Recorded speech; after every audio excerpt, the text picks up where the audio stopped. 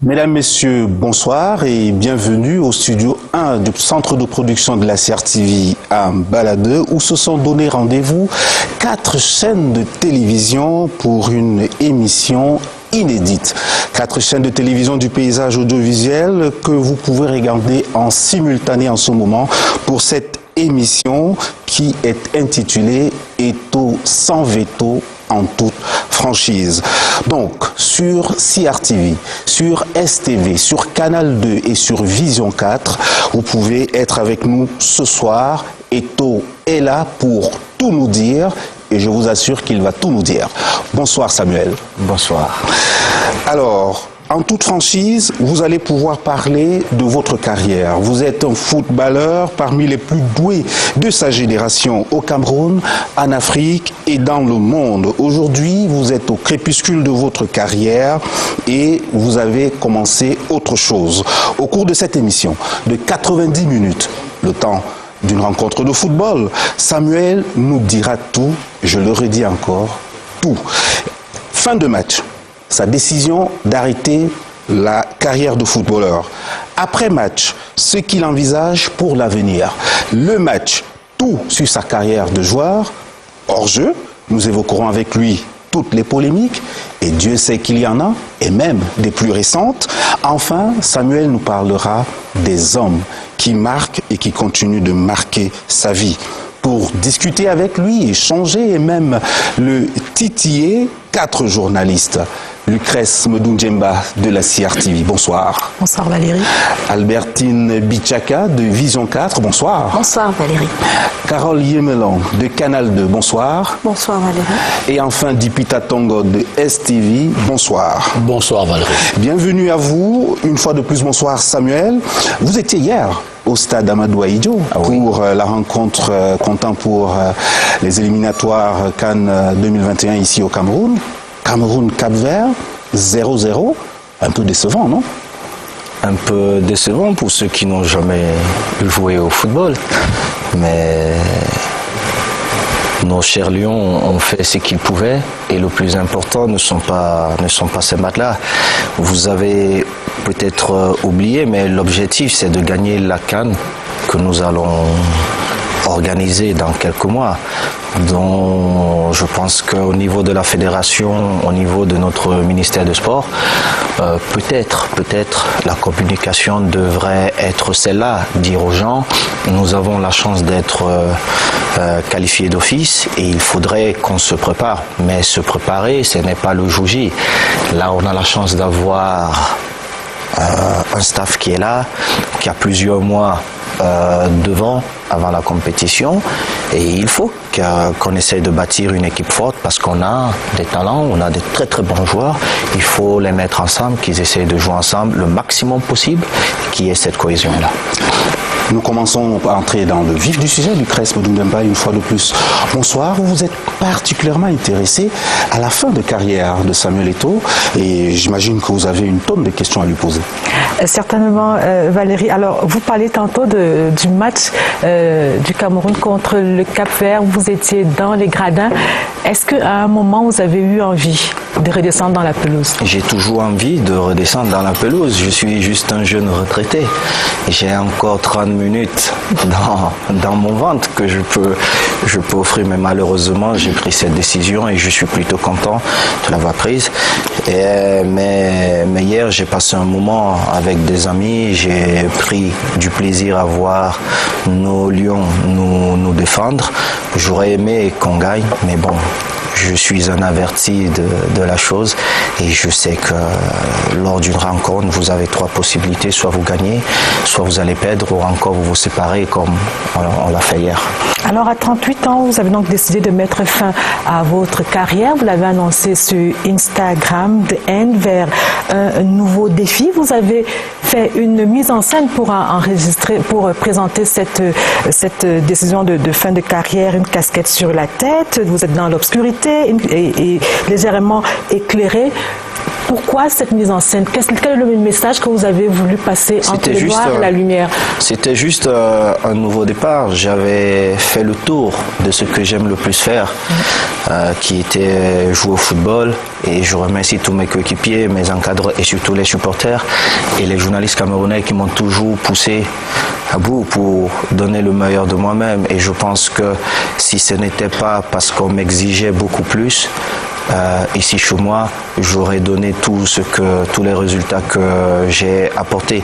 La lumière, parce que je suis un enfant béni, j'ai connu beaucoup de bonnes choses. Mon destin était porté vers nos prisons centrales, que ce soit celle de Yaoundé ou celle de Douala. Mais j'ai eu un talent, j'ai eu cette étoile-là. Quand vous regardez peut-être au Cameroun, nous avons des millions d'enfants qui veulent ne serait-ce que jouer au football. Mais moi, j'ai joué au football, j'ai créé, j'ai défendu cette passion-là et j'ai apporté la joie et parfois aussi des déceptions parce que c'est la vie qui le veut dans plusieurs cœurs. Et je dis, je suis un béni. Et ce que je souhaite pour mes nouveaux défis, justement la lumière-là, pouvoir avoir ne serait-ce que les 10% de la lumière que j'ai eue pendant mes 23 ans de carrière. Alors vous avez choisi d'annoncer votre décision à Kinshasa alors que vous étiez invité à participer à un forum économique. Pourquoi Kinshasa? Pourquoi hors du Cameroun? Pourquoi n'avoir pas réservé la primeur à la presse camerounaise? Vous savez, et je connais nos frères camerounais aimants, nous sommes africains et c'est ça le Cameroun. Nous savons aimer nos frères, nous savons aimer nos voisins et le plus important pour moi c'était de l'annoncer en Afrique et j'ai eu la possibilité de le faire pendant ce forum, le Makutano. J'étais en Afrique, j'étais chez moi, Congo-Kinshasa, c'est comme le Cameroun pour moi. Le plus important, c'était pas de dire je vais prendre l'avion, je viendrai à Yaoundé, annoncer que j'arrête ma carrière. Non, le plus important pour moi, c'était de le faire chez moi en Afrique et je l'ai fait au Makutano, au Congo, parce que l'Afrique, c'est chez moi. Alors parlons justement de cette décision. Comment est-ce qu'elle s'est faite? Comment est-ce qu'elle s'est construite dans votre tête? À quel moment vous décidez d'arrêter? Le premier jour où je commençais, j'avais déjà pris la décision que j'allais arrêter un jour. Si les blessures ne m'arrêtaient pas avant. Et depuis plusieurs mois, avec mes équipes, des amis, on parlait déjà, je me disais, bon Samuel, tu as fait le tour, tu as gagné, tu es allé vers d'autres défis, tu as amélioré tes relations. Est-ce que ce n'était pas le moment pour toi d'arrêter et de commencer à te préparer pour autre chose? Je suis allé au Qatar pour plusieurs raisons. La prochaine Coupe du Monde se joue au Qatar. Tout le business du football tourne autour du Qatar et j'ai eu la chance d'avoir des relations privilégiées là-bas.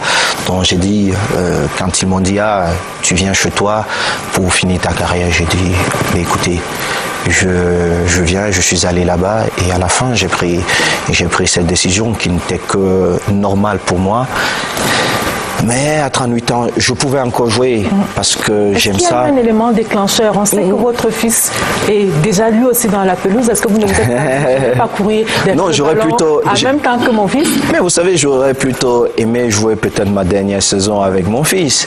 Je pense que ça aurait été le meilleur des trophées. Mais j'ai eu la chance de jouer avec un de mes fils, Olinga, toujours face au Cap-Vert. Vous ne vous souvenez pas peut-être, quand Olinga commence, tout le monde dit ouais, c'est le protégé de Samuel, il fait tout pour qu'il soit à l'équipe nationale, mais il méritait juste d'être là et c'était la passe du papa, le but du fils face au Cap-Vert à un match difficile ici à Yaoundé. J'ai eu ce privilège-là et il n'y a pas eu un élément où je disais non, je me suis dit il était temps pour moi de me retirer, de commencer à me préparer pour aller vers autre chose.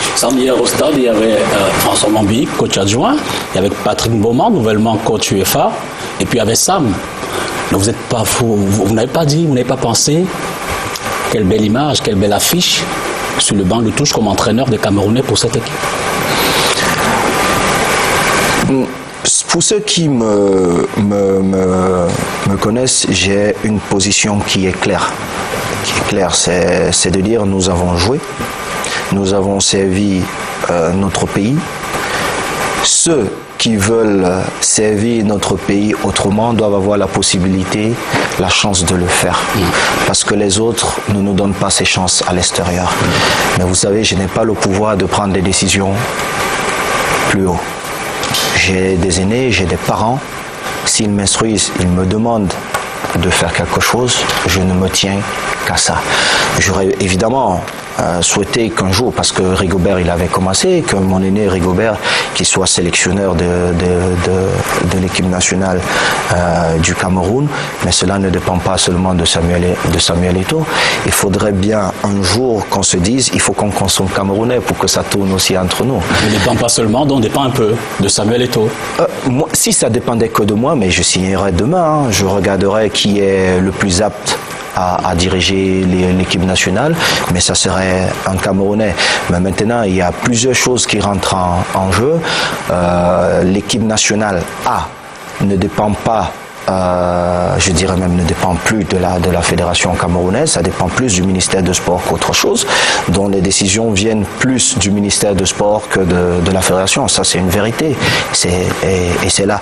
Qu'elle soit bonnes ou mauvaises, nous devons tous les assumer et se dire c'est pour le meilleur de notre équipe nationale, le meilleur de notre pays. Samuel Eto'o, est-ce que vous n'avez pas été poussé à la sortie par, on va appeler les contre-performances, parce qu'on a connu d'autres joueurs camerounais qui ont brillé au-delà de 40 ans. Vous n'en avez que 38 et vous arrêtez aujourd'hui.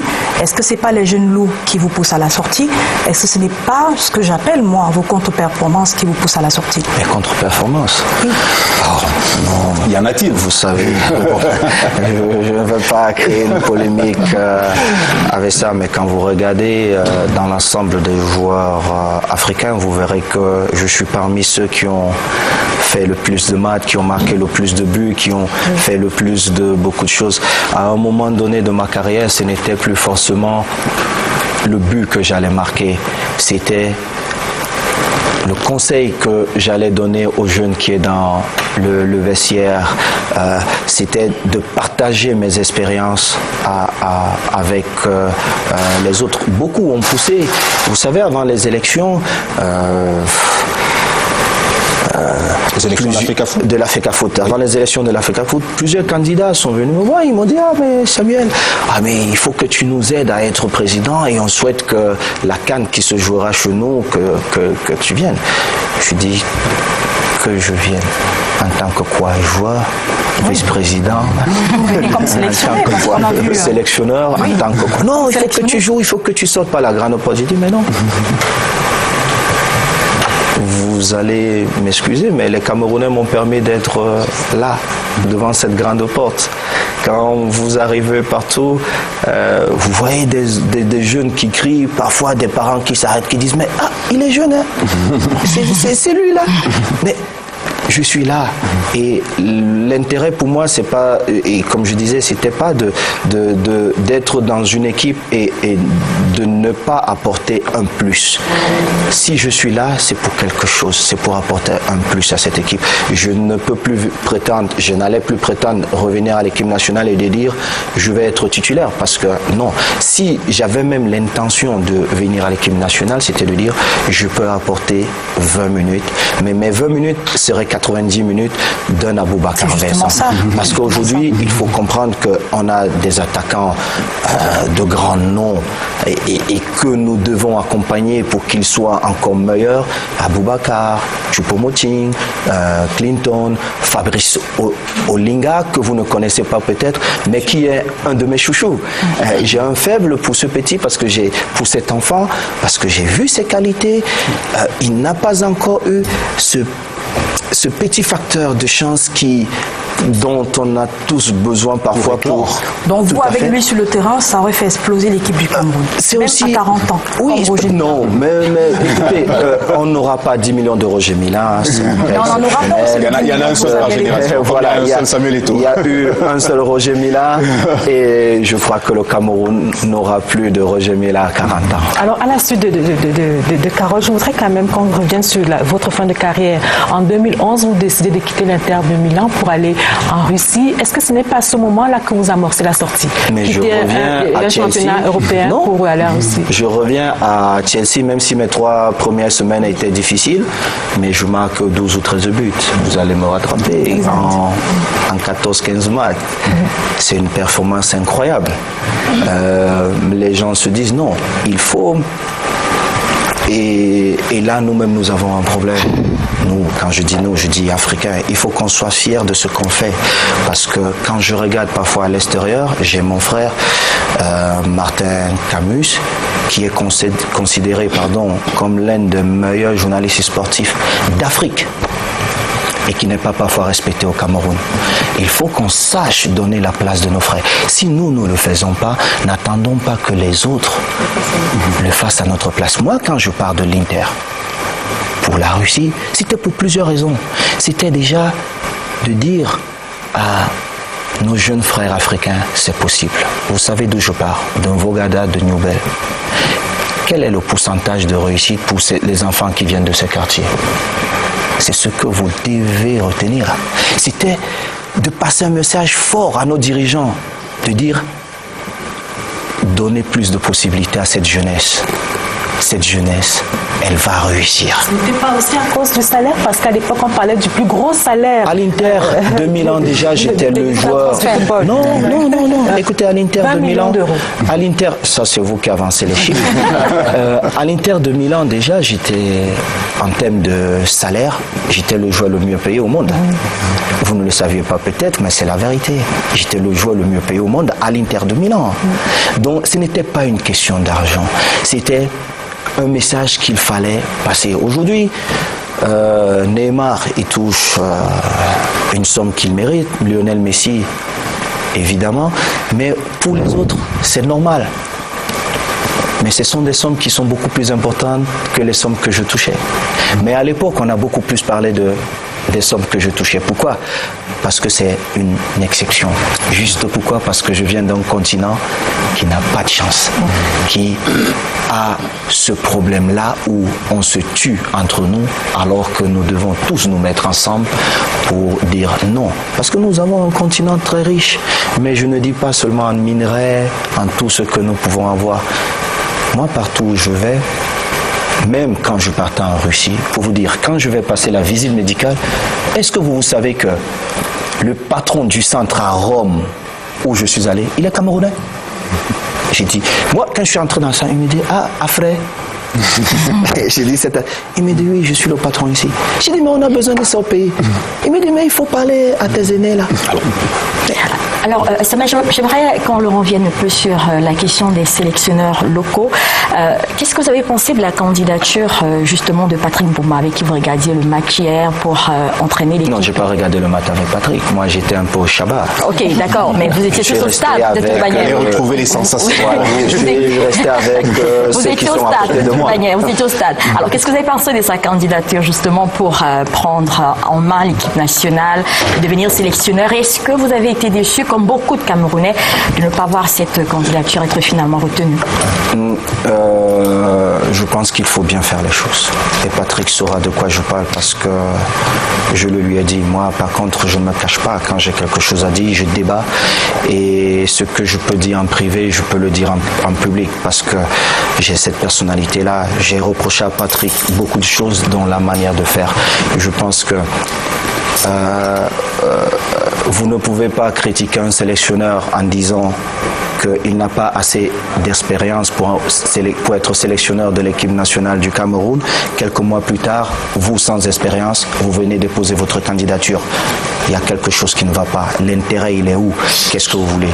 Je dis, moi, ce que je dis, à l'époque, quand je discutais avec Patrick, il s'agissait, Patrick, mais il a des capacités énormes, pas seulement pour être sélectionneur, mais vous savez, des joueurs comme Eric Oberson, Patrick Mboma, Roger Mila, Joseph Antoine Bell, Thomas Nkono, des joueurs qui ont marqué certaines générations, ne devraient plus être dans la polémique, dans les intérêts personnels. On devrait être dans ce qui fait plaisir à la nation.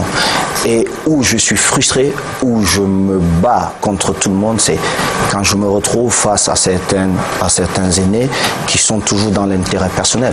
Moi, je vous dis, Patrick lui-même, il ne se rend pas peut-être compte, mais si moi je suis, je sais pas, président ou je sais pas, demain, et on me donne le pouvoir de dire, je dis Patrick, viens me dire, c'est ta maison. Samuel, il n'était pas prêt. Pardon. Je ne sais pas s'il était prêt ou pas.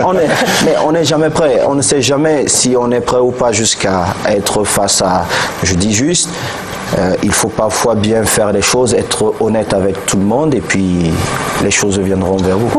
On va prendre deux dernières questions. On va commencer par Dipita et vous allez conclure, Lucrèce. Samuel Le Guen débarque au Cameroun d'une image. Vous êtes celui qui lui offre le bouquet de fleurs. S'il offre en fin de carrière, c'est votre ami. Vous faites bras dessous, bras dessous. Et là, il y a Tony. On sait un peu la proximité. Quand on regarde en même temps le déclin de cette équipe, vous ne vous dites pas, je partage ce parcours-là, je suis aussi un peu responsable. Sinon, puisque l'opinion vous dit sélectionneur des sélectionneurs, est-ce que vous ne dites pas c'est votre chèque? C'est quand même incroyable comment il y a beaucoup de fausses nouvelles. Je n'ai jamais donné le bouquet de fleurs. Non, j'ai dit c'est une image. C'était une image. Il faut dire votre Elle proximité. n'existe même pas. J'ai dit votre proximité. Non. Archi faux. Archi faux.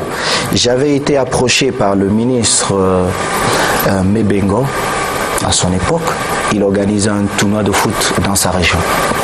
J'avais été invité pour le match d'ouverture. Je monte dans l'avion. Paul Le Guen ne m'avait jamais contacté avant. Le Cameroun ne m'avait jamais contacté avant pour me dire qu'ils étaient en train de négocier avec Paul Le Guen ou qui que ce soit. On est dans cet avion, il se lève, et je me souviens, il était en business, j'étais en première. Il se lève, il voit le test, il veut me parler. Il est venu, il m'a dit, je vais au Cameroun, je serai le prochain sélectionneur. Moi, connaissant mon pays, je lui ai dit, monsieur, on est joueurs, on a un langage, on a nos codes, mais on ne peut pas voir cette discussion parce que vous pouvez arriver là-bas, ils ont déjà signé quelqu'un d'autre. C'est tout. Il n'y a jamais rien eu. Toutes les polémiques qui ont été créées à des fins précises, c'était pour nous distraire. C'est tout. La réalité, elle est autre. Je suis sorti de mon avion, j'ai pris mes véhicules, je suis allé au village du ministre Mebengo, j'ai fait ce que j'avais à faire, je suis revenu sur Yaoundé, je suis resté quelques jours et je suis allé à Douala voir mes parents, je suis reparti. Il devient sélectionneur quelques temps plus tard, d'où naît une autre polémique. Je suis capitana. Brassa. Je suis capitana. Angola 2010. Même mon grand frère Rigobert Song, il ne peut pas me mentir. Moi, j'ai fait les choses comme un bon petit frère. J'ai attendu plusieurs années avec ma douleur, tout ce que je ressentais. Je suis allé vers mon grand frère, avec moi. Je lui ai dit, grand frère, il est temps qu'on se parle entre hommes. J'ai eu cette discussion. Je lui ai dit, grand frère, ça m'a offensé. J'ai été un bon petit frère, j'ai été un bon général, j'étais le général le plus fidèle à Rigobert. Et qu'a dit son Rigobert? Il y a eu... Il était parfois surpris de savoir même que j'étais au courant de certaines choses. Mais ici, chez nous, si vous avez besoin des informations, vous les avez. Et ça, c'est gratuit. Parfois pas à la source. À la source même. Donc, mais j'ai toujours souhaité bien faire les choses. J'ai toujours gardé ce respect entre mon grand frère Rigobert et moi. J'étais d'accord ou pas avec les décisions de l'aîné, je les assumais. Mais qu'est-ce qui était le déclic dans cette cassure? Attention, Peter, on risque d'entrer dans la polémique. Non, il n'y a pas de polémique. Il est important, il est vraiment important que les gens sachent ce qui s'est passé et qu'on arrête de me prêter des histoires qui n'ont jamais existé de mon côté. Nous en parlerons, Samuel. Vous inquiétez pas. Moi, à l'équipe nationale, j'avais ma place.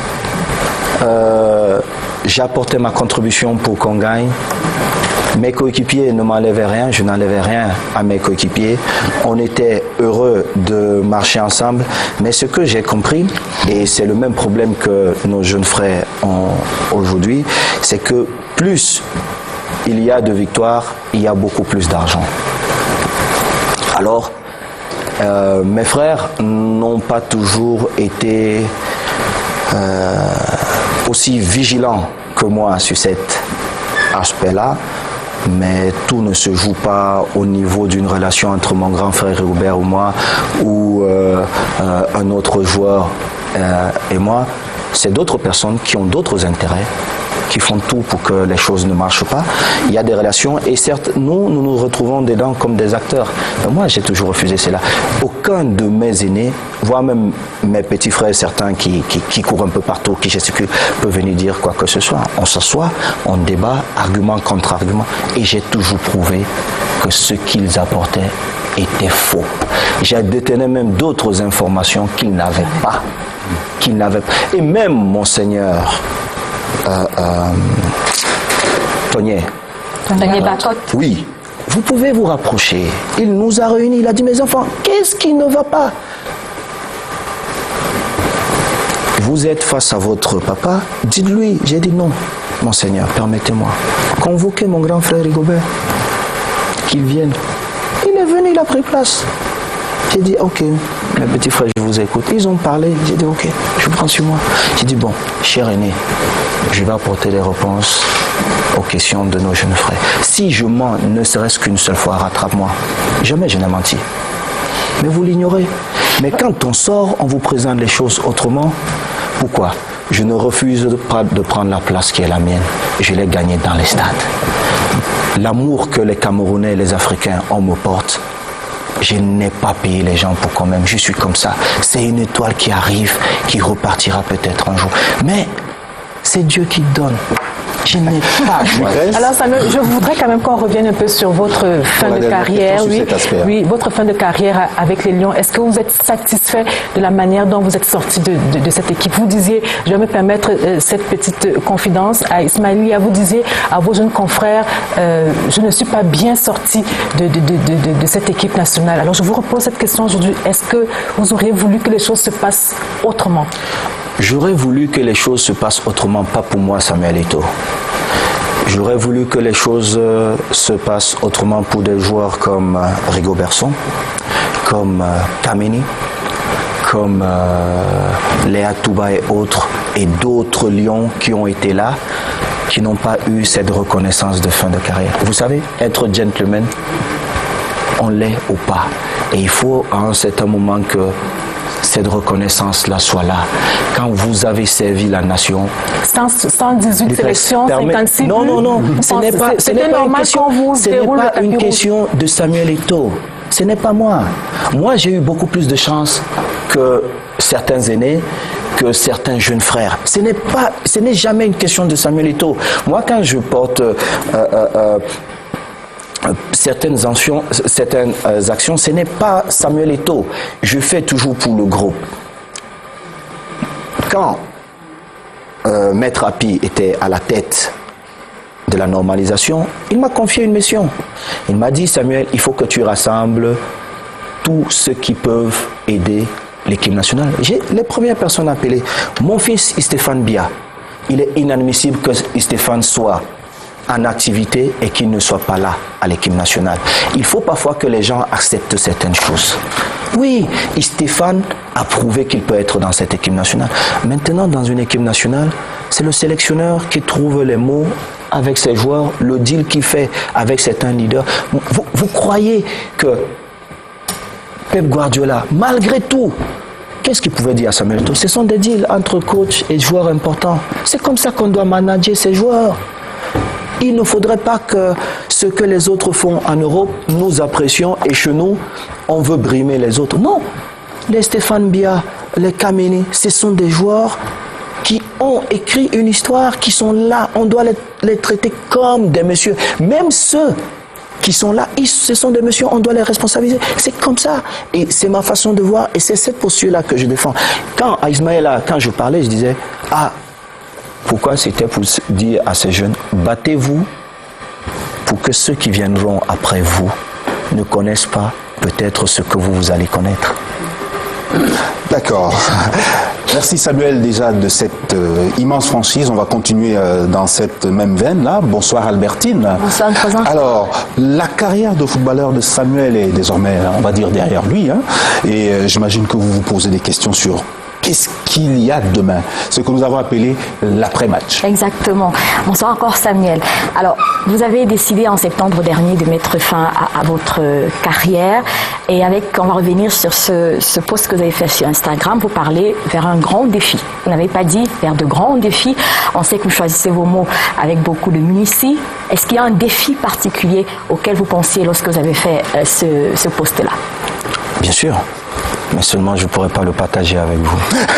Et vous me le permettrez. Vous savez pourquoi? Parce qu'il faut que je me prépare encore.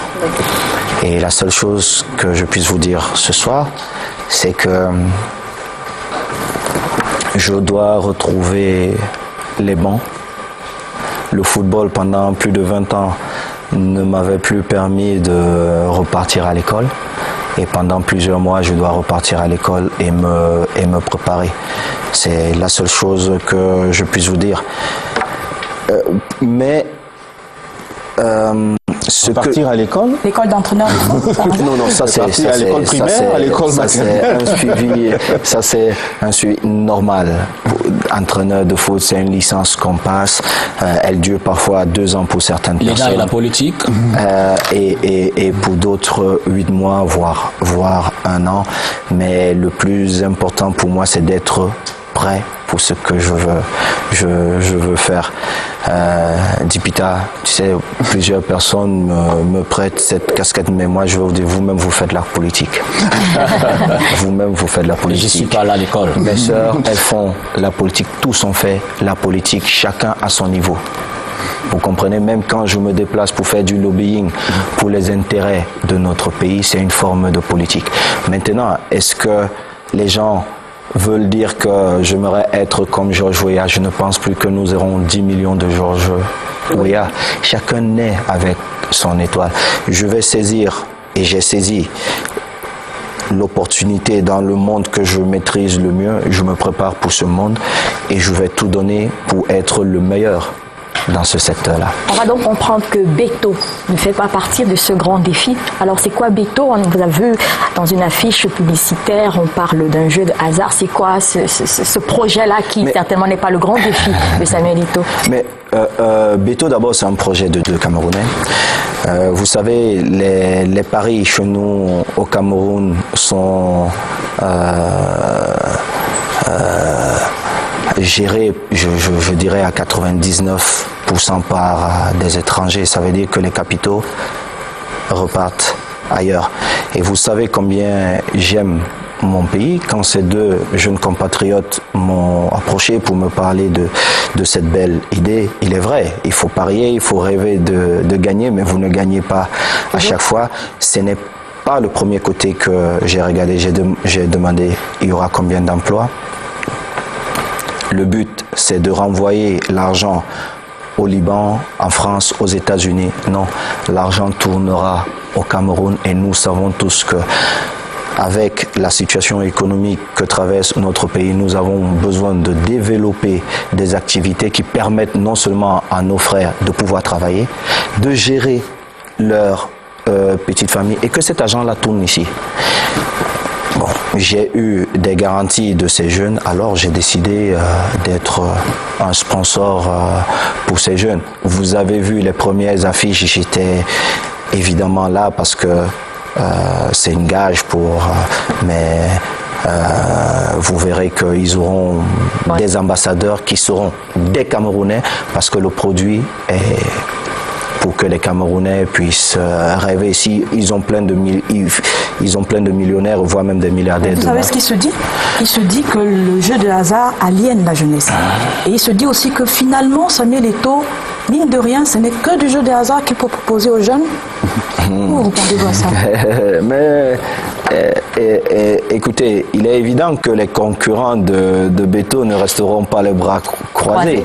Mais si vous allez aussi regarder regardez dans la vie de votre frère que je suis, vous pouvez voir quand même que j'ai partagé avec vous, je partage avec vous tout ce que Dieu m'a donné et je continuerai à partager avec vous sans attendre, sans rien attendre. Mais le choix du pari est contesté, Samuel Eto'o. Le choix du pari Beto pour la jeunesse, il est contesté parce qu'on se dit, vous aurez pu faire mieux, investir dans un autre secteur, produire les mêmes types d'emplois, mais former une jeunesse qui rêve d'être comme vous. Mais je forme déjà une jeunesse.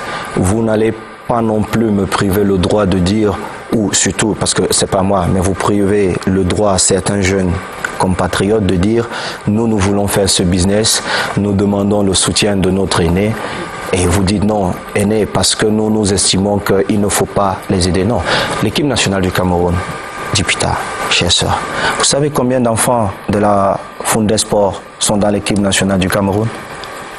Vous ne parlez pas de ça. Ça, c'est mon argent, c'est mon rêve, c'est mon idée, c'est ça.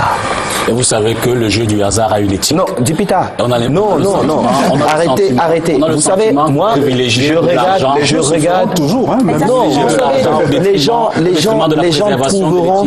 Exact. Alors, ne donnez pas de licence à d'autres. Mais pas de non, que vous, non, ne dites pas les moi. Autres vous faire, mais vous avez une image donc qui est collée à cette éthique. Je ne suis en train de rien faire. Ce que je suis en train de faire, c'est d'accompagner une jeunesse. Une jeunesse que vous allez aliéner par des paris. Ah non. Ils ont rendu un jeune Camerounais millionnaire il y a quelque temps. Je ne pense pas qu'il va se lancer dans les paris sportifs. Je pense qu'il va investir l'argent qu'il a gagné dans autre chose. Mais vous savez combien de personnes vivront avec les millions qu'il a gagnés? Mais vous savez combien de personnes joueront et ne gagneront pas? La vie, c'est ça. Alors, vous voulez qu'on reste les bras croisés, sans rien faire, sans donner des opportunités aux gens? Nous allons mourir. Non, je ne suis pas d'accord avec vous. Justement, ce que nous reprochons souvent à certains aînés, c'est qu'ils sont à des postes de responsabilité et ils ne prennent aucune décision, aucune initiative. Non, moi, je suis pour la promotion de toutes les initiatives, qu'elles soient bonnes ou mauvaises. Attendez, bonnes ou mauvaises, et je m'explique. Ce que nous voulons, c'est que les Camerounais avancent. Ce que je souhaite que tous les Camerounais soient des millionnaires, des futurs millionnaires. Mais je suis conscient que cela sera difficile. Alors, je prépare des hommes vers tous les secteurs. Alors justement, en plus du Paris Foot, est-ce qu'il y a autre chose? Est-ce qu'il y a d'autres projets en vue pour les Camerounais? Qu'est-ce que vous envisagez de faire? Il y a beaucoup de projets. Lesquels, par exemple? Une fois de plus, laissez-moi me préparer, venir m'asseoir devant vous. Vous arrêtez votre carrière avant de vous préparer? Non, vous aurez pu écoutez, faire ça. Non, je ne pouvais pas. Vous savez, le football professionnel, vous avez vu nos jeunes hier, nos frères jouer, vous dites c'est facile, mais ce n'est pas facile. Moi, à une époque, je ne voyais même pas mes enfants, je voyais que mon épouse parfois pour dormir. Vous savez, je m'entraîne, j'arrive chez moi, je repars à l'entraînement, je prends un avion, je vais jouer, je reviens, je vais à l'entraînement. Vous ne faites rien d'autre. Rien d'autre. Alors Samuel, on vous voit très proche toujours de l'équipe nationale. Certains ne vous imaginent pas loin de cette équipe. On l'a dit tout à l'heure, on vous appelle même aussi le sélectionneur des sélectionneurs. Est-ce que ça vous plairait dans cet après-match d'avoir une place officielle dans le staff de l'équipe nationale, dans la gestion du football de votre pays, une place cette fois-ci officielle? Le jour où je voudrais une place officielle pour ce football, j'irai chercher cette place. Et croyez-moi que je l'aurai. Je ne perds jamais. Ça prend un peu plus de temps, mais je gagne tout. Vous vous contentez de la place officieuse en ce moment? Je ne l'aime pas. Vous savez, je suis conseiller du président de la CAF. Et même avant cette fameuse CAN, j'étais déjà proche de mon aîné Ahmad. Vous savez aussi que j'appartiens à cette famille des légendes du football africain. Donc, ma place, elle était là. Je devais être à cette CAN. Et j'étais là à ce titre. Maintenant, vous ne pouvez pas me refuser le droit d'aller regarder un match du pays que j'aime le plus au monde. Vraiment, refusez-moi beaucoup de choses, mais ne prenez pas ça. Donc, il est normal que si notre pays joue à 300 mètres du Caire, à 300 km du Caire, que j'aille regarder ce match. Il est normal que si mon pays joue même à 600, 700 km du Caire, que j'aille regarder ce match. Il est normal. Après, les gens peuvent... Il est normal que vous susurrez des choses au sélectionneur qui est en place. Il est normal que vous fassiez des propositions. Ça rentre dans la normalité des choses. Si quelqu'un vous dit que Samuel a fait une proposition de joueur, c'est un menteur. Si quelqu'un vous dit que Samuel a fait l'équipe qui a joué contre X ou X, c'est un menteur. Mais je vais vous dire autre chose. Parce que les premières personnes qui vous induisent en erreur, ce sont les propres footballeurs. J'ai une façon de faire, c'est l'excellence. Je ne sais pas tricher. Et je n'accepte pas d'accompagner les tricheurs. J'ai des enfants qui m'ont sollicité, qui m'ont dit « Ah, papa, vu que tu as une relation privilégiée avec Clarence Seedorf, aide-nous à être dans cette liste. » Et ils ne pourront pas vous dire non. J'ai dit « Mes enfants, vous n'aimez pas votre papa. Parce que je ne vous ai jamais appris ça. Je crois en vous, je crois en vos qualités, mais je n'appellerai jamais. Même mon propre fils, Étienne, j'ai découvert sa convocation comme vous. Et si mon fils m'avait demandé, je vais me taire de vous dire le conseil que j'aurais demandé à mon fils. Mais mon devoir est d'accompagner mon fils. Après, il prend des décisions, il apprend. Donc, je vais vous dire, je ne vais jamais demander à un entraîneur de sélectionner un X ou un Y. Jamais. Clarence est arrivé au Cameroun, il ne connaissait rien. Nous avons aidé pour que son intégration se passe le mieux possible. Quand vous dites aider, ça veut dire faire quoi? Ça veut dire quoi? Sous quelle casquette? Non, je suis un ami. J'ai joué, quand je suis arrivé au Real Madrid, Clarence Seedorf était déjà une superstar. Je n'étais qu'un gamin. Alors, Clarence arrive au Cameroun. Samuel, qu'est-ce qu'il faut connaître? Qu'est-ce qu'il ne faut pas connaître?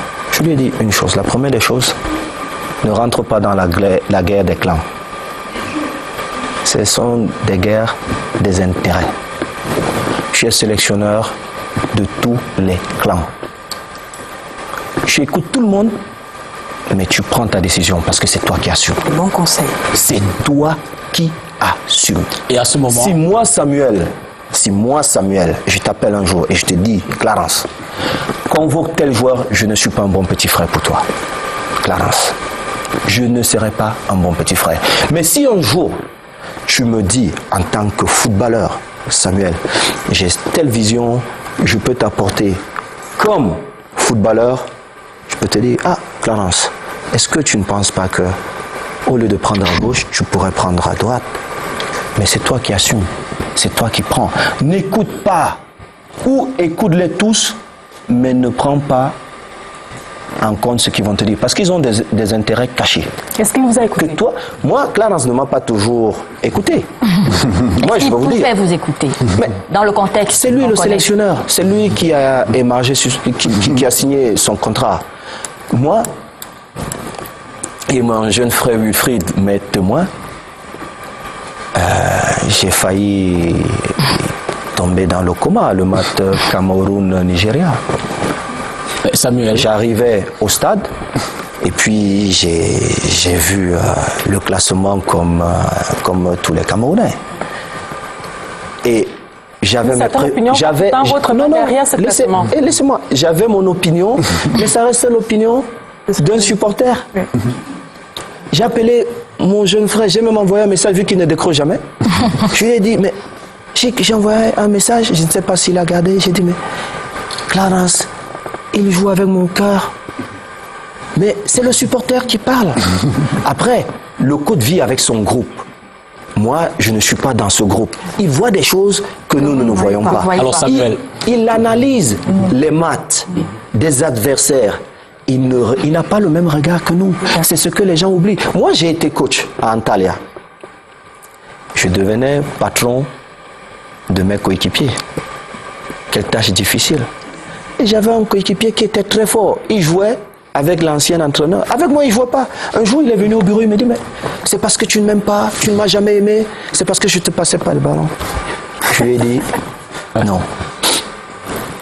Moi, le meilleur milieu de terrain pour moi, c'est un Makoun.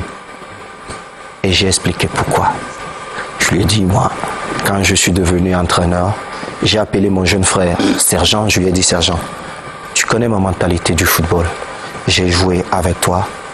Je veux que tu fasses ça. Et j'étais beaucoup plus dur avec Makoun. Parce que moi, j'aime courir. Et il sait. Quand j'étais fâché, moi, c'est comme ça que je résous mes problèmes. Quand je suis fâché, je dis, on va faire le footing.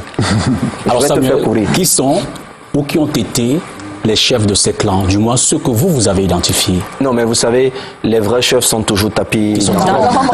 Ils sont très puissants. Ils ne sont même pas. Le football ne les intéresse même pas. La seule chose qui les intéresse, c'est l'argent du football. On a fait qu'à foot au ministère des Sports, à la présidence de la République, à côté de Samuel Eto'o. Non, à côté de Samuel Eto'o, non. Nous n'avons pas ce rêve-là. Vous n'êtes pas d'un clan, vous? Moi, non. Mon clan, c'est le Cameroun. Et je pense que c'est pourquoi je prends beaucoup de coups.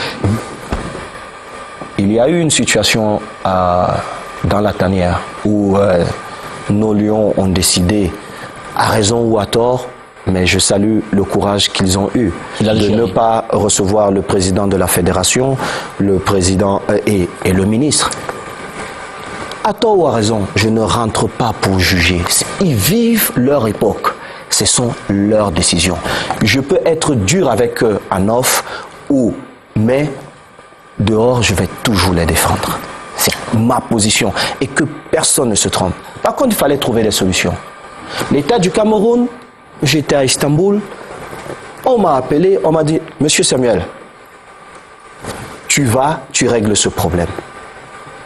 L'appel venait d'un clan? Non, l'État du Cameroun. Ça veut dire c'est beaucoup plus haut que le ministre des Sports. Mais beaucoup plus haut. La présidence de la République? Je ne regarde pas. C'est 25 ou 26 millions de Camerounais. C'est ça mon intérêt.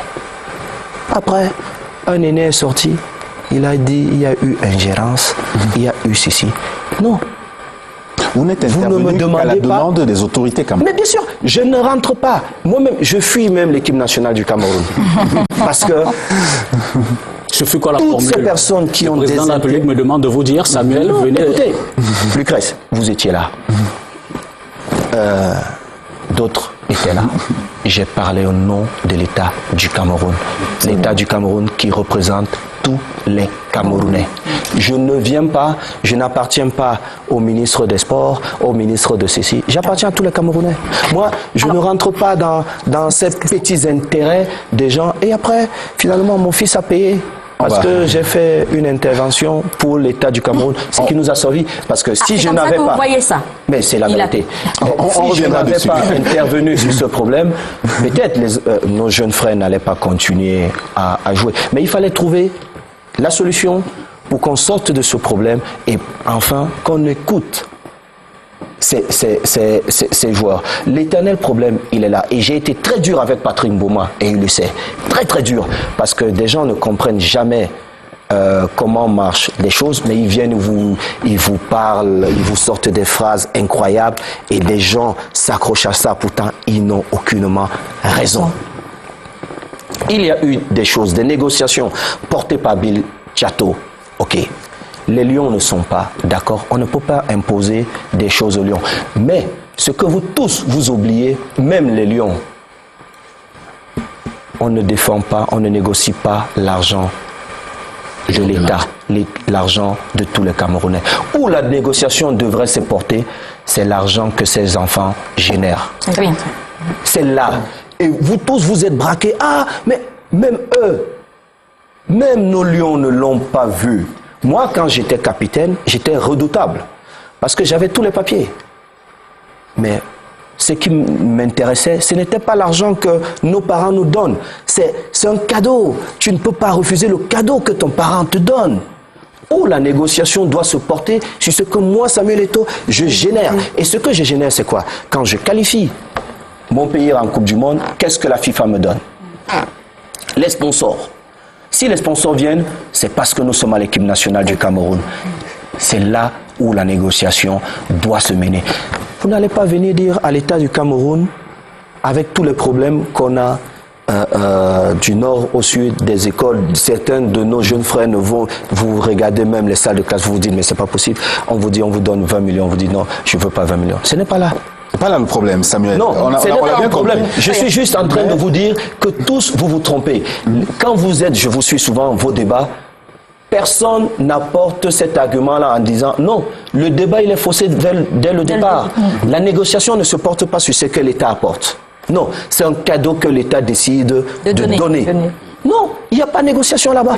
Où la négociation devrait se tenir, c'est sur ce que ces enfants génèrent. Moi, je génère des revenus. Alors, monsieur, asseyons-nous. Vous ne pouvez pas prendre l'argent que je génère, vous donner à d'autres alors que c'est moi qui génère. C'est là. Mais si ses propres enfants ne voient pas ça, mais écoutez, moi, j'ai essayé de passer des messages et leur dire, écoutez, vous n'allez pas demander à l'État de vous donner plus d'argent ici parce que c'est un cadeau, mais regardez peut-être ailleurs. Regardez peut-être ailleurs. Et c'est là où on voit toute l'intelligence des leaders, toute la compréhension des leaders, parce que tous ils n'ont jamais rien compris. Et moi, on m'a posé des problèmes dans cette équipe nationale parce que j'avais compris où il y avait le vrai argent.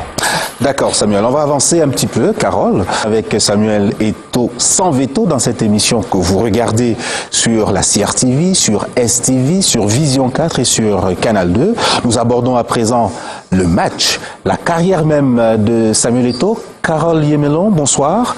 Bonsoir Valérie. C'est un aspect sur lequel vous vous êtes vraiment arrêté, c'est-à-dire cette carrière qui a commencé il y a 26 ans.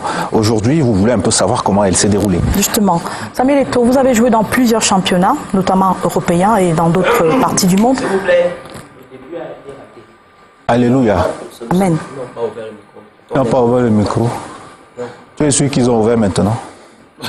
Teste voir. Toutes nos excuses. Ah non. Excuse refusée. Est-ce qu'on repart? On y va. Bon, plan large alors. Réalisation, dès que tu es sur le plan large, on comprend qu'on repart. 5, 4, 3, 2, 1, 0. Vous êtes sur la CRTV, sur Canal 2, sur Vision 4 et sur STV pour cette émission spéciale avec Samuel Eto'o. Samuel Eto'o sans veto qui a décidé de tout nous dire aujourd'hui. Et à présent, nous abordons la partie de sa carrière, c'est-à-dire le match. Carole, vous vous êtes intéressée à cet aspect particulier de sa vie qui a d'ailleurs été un aspect important. Hein. Ça fait 26 ans qu'il a commencé sa carrière. Et Samuel Eto'o, vous avez évolué dans plusieurs championnats. Lequel a été le meilleur pour vous? Championnat camerounais. Vous avez joué dans le championnat camerounais. Vous trouvez qu'il est avec mieux UCB. que celui de l'Europe, par exemple, où vous avez aussi évolué longtemps? Reformulez votre question. Est-ce que ce n'est pas une réponse patriotique? Non, reformulez votre question. Est-ce que c'est le meilleur championnat pour vous? Non, le meilleur en termes de quoi? Le meilleur en termes d'organisation, de performance, en termes de ce que vous avez gagné. Mais si je vous parle au niveau des émotions, si je vous parle au niveau des émotions, je vais vous dire le championnat camerounais, parce que à l'époque où j'arrive à UCB, je ne suis là où tout a commencé en fait. Oui, je ne suis qu'un gamin. On ne s'attend pas à ce qu'un gamin, un bébé même, je dirais, arrive comme ça et moi j'arrivais au marché central de Douala et tous mes frères vendeurs à la sauvette sortaient et disaient « Ah, maman, tu ne payes rien. Tu n'achètes ici, là, c'est zéro. » Même ma maman, elle ne se rendait pas compte. La pauvre, au départ, le jour où je lui dis « Ah, maman, je joue à Douala contre le Grand Tonnerre à l'époque. Ils étaient beaux, propres.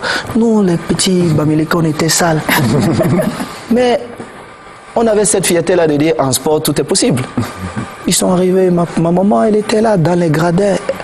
J'étais là, banc de touche, quand Michel Kaham a décidé de me donner la chance de rentrer. Et j'avais prévenu Bekono, je lui ai dit, Bekono, aujourd'hui je mets 2. Qui était un aîné, et j'étais fier de jouer contre un aîné comme Bekono, qui était le gardien de Tonnerre à l'époque. Je suis rentré, 30 secondes plus tard, j'ai fait ce que j'aime le plus faire, j'ai mis les dents. Pourquoi vous n'avez jamais joué en France?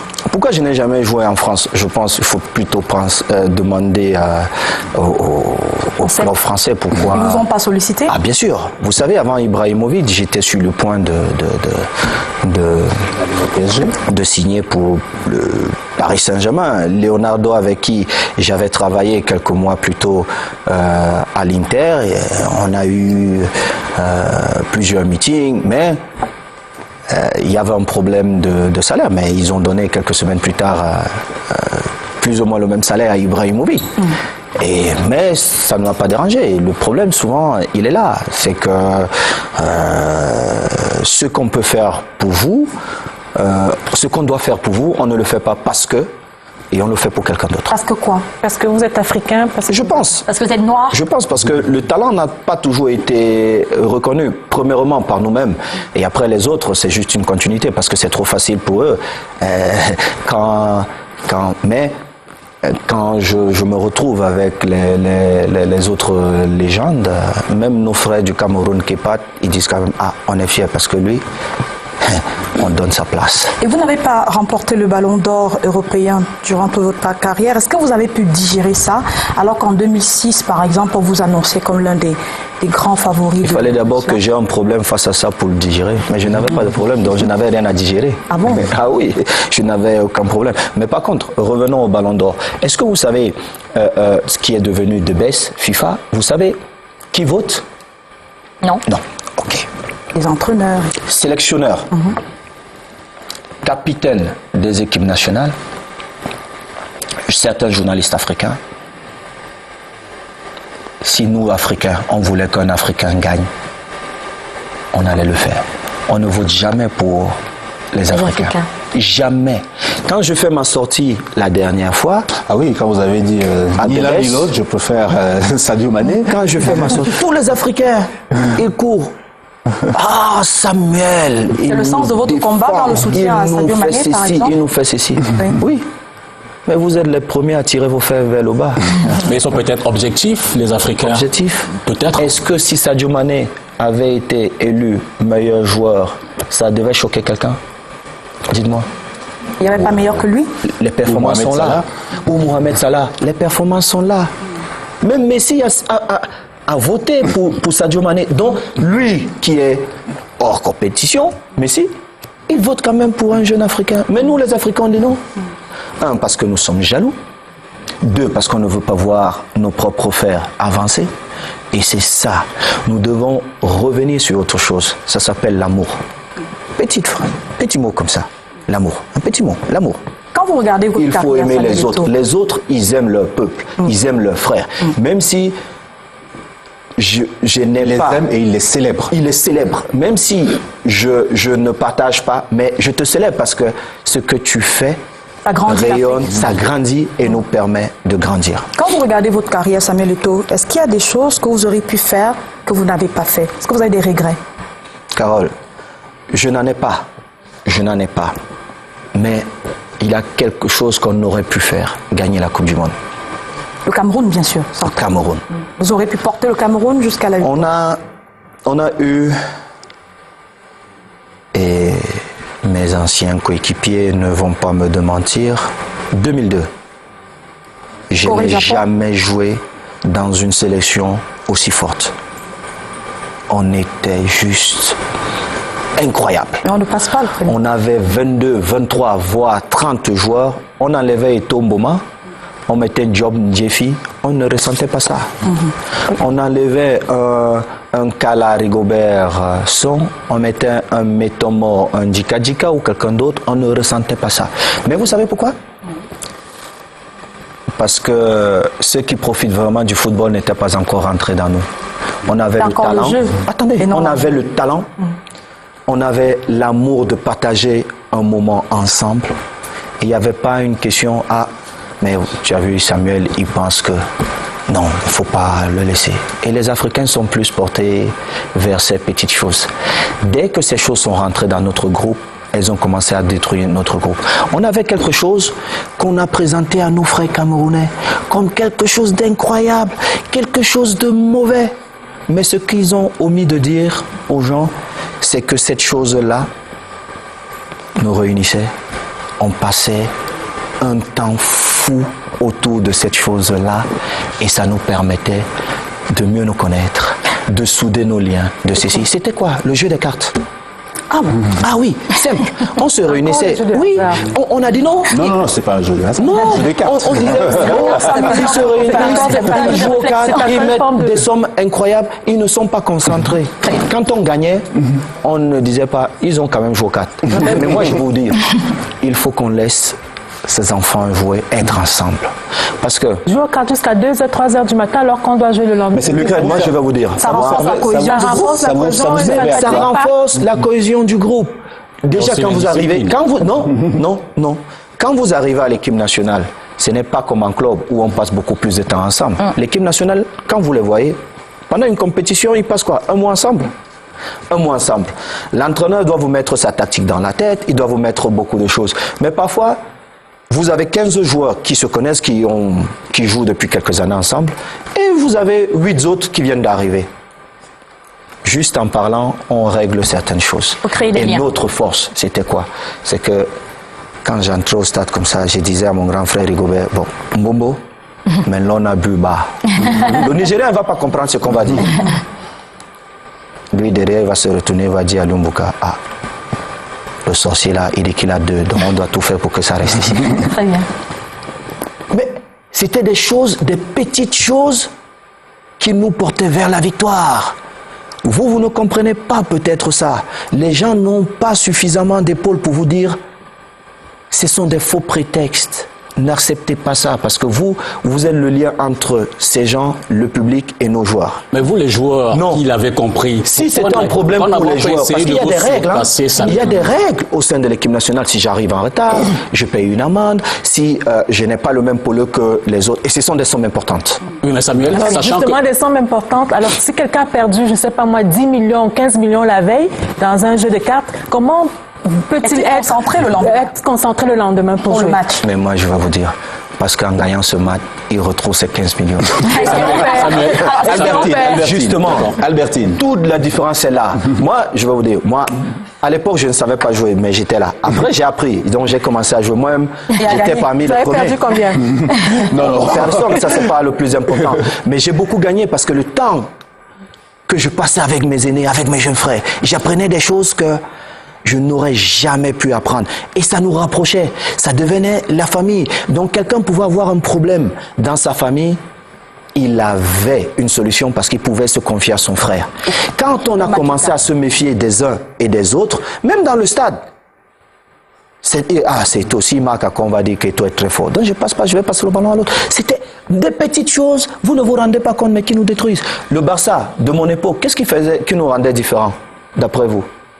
C'est parce que c'était un groupe d'amis avec beaucoup de talent.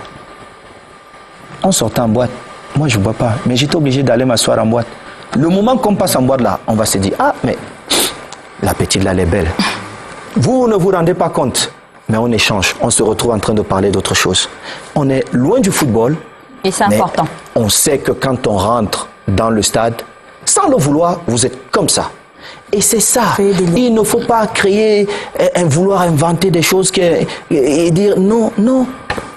Il faut qu'on vous dise des choses et expliquer aux gens.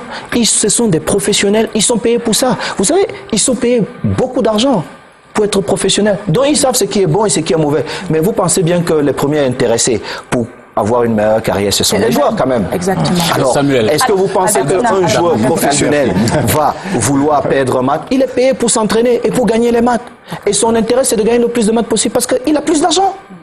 Alors, Samuel, est-ce que vous pensez que pour un joueur de votre trame, est-ce que c'est un acte manqué de ne pas avoir joué au championnat français? Parce que l'image qu'on nous renvoie, c'est justement que c'est un championnat par lequel il faut nécessairement passer pour être un très grand. Et quelle est l'image que vous avez aujourd'hui lorsque vous jetez? C'est faux. Je dirais les journalistes français qui sont très très bons sont les meilleurs au monde.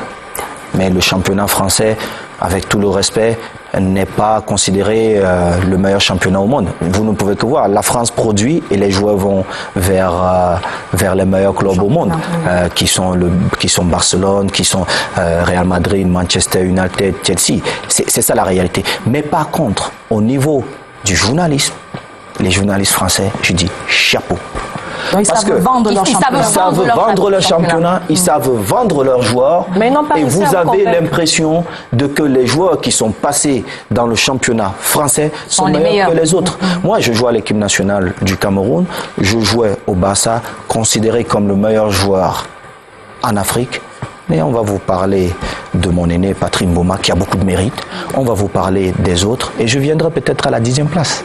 Ce qui ne me dérangeait pas parce que moi, à l'époque, on partage, je sais ce que je représente. Quel est votre club de cœur dans le championnat camerounais? Mon club de cœur? Oui. Oh, ça dépend. Si j'ai plusieurs, mais Un seul, s'il fallait faire un choix, moi, c'est je vais lequel? vous dire, il faut qu'on ramène AS Babimbi en première division. Comme ça, au moins. On va pas les ramener avec les séries. Pour ceux qui sont déjà en première division. Je suis sérieux. C'est celui-là que vous appuierez, par exemple. Moi, j'aurais voulu que AS Babimbi ou la Dynamo retrouve Dynamo de Douala. Dynamo de Douala. Toutes ces années où nos clubs, les clubs camerounais faisaient rêver toute l'Afrique. Et je pense que jusqu'à présent, on n'a pas encore trouvé la bonne solution pour remettre ces clubs-là en avant. Parce que le football camerounais, vous, je ne sais pas, mais moi, j'ai grandi en ayant des idoles qui ont passé une grande partie de leur carrière au Cameroun. Quand je voyage et je vois le respect qu'on apporte au Canon de Yaoundé, au Tonnerre, ils ne savent même plus que certains de ces clubs n'existent plus. Vous comprenez? Et je me dis, nous-mêmes, nous ne nous rendons pas compte de certaines choses. Et d'où j'appelle à notre fierté, la fierté d'être Camerounais.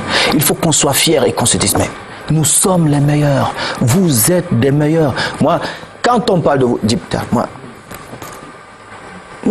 je vous suis de temps en temps, mais je vais vous dire, souvent quand on parle de vous, je dis, c'est quand même un frère. Je suis content. Je suis content. Parce qu'on dit, si tu passes à son émission, c'est quelqu'un de sérieux.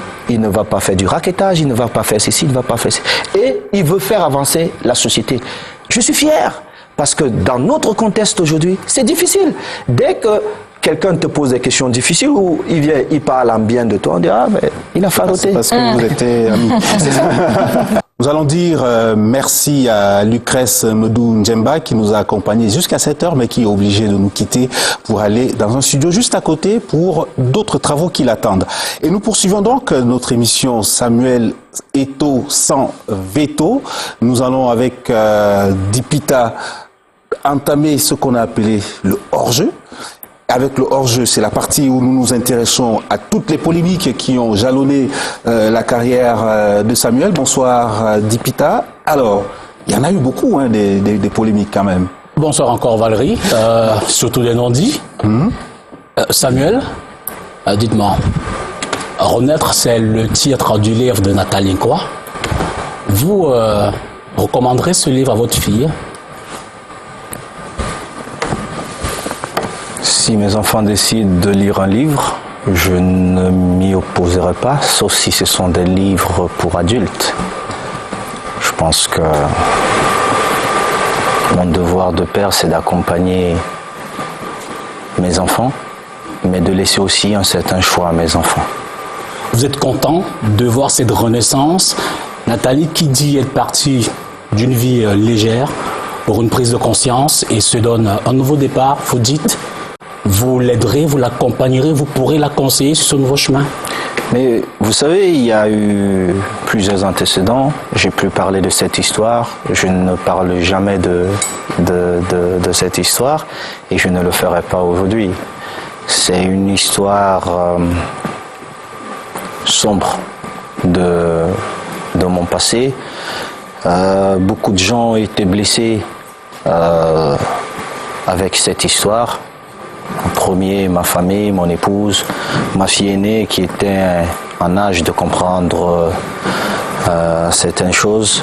Je ne rentre pas dans qui avait raison ou qui a tort. C'est ouvrir des débats sans fin. Je dis juste, ce sont des choses qui n'existent plus dans ma vie et qui ne reviendront plus dans ma vie, dont j'étire un trait sur ça. C'est du passé, des choses peut-être pas vraies ont été dites, mais il y a du vrai également. Au quotidien, au moment où vous me parlez, chaque acte, chaque geste que vous posez, c'est en parallèle à cela. Vous dites geler en esprit pour ne plus jamais le refaire. Vous agissez en conséquence. Oh, Monsieur Dipita, si j'entrais dans ce qui était vrai ou faux, vous serez énormément surpris. Mais le but de notre rencontre n'est pas de créer de polémique. Une nouvelle polémique. Le but n'est pas ça. Peut-être rétablir les faits aussi, non? Je pourrais rétablir les faits, ça serait aussi créer beaucoup de polémiques.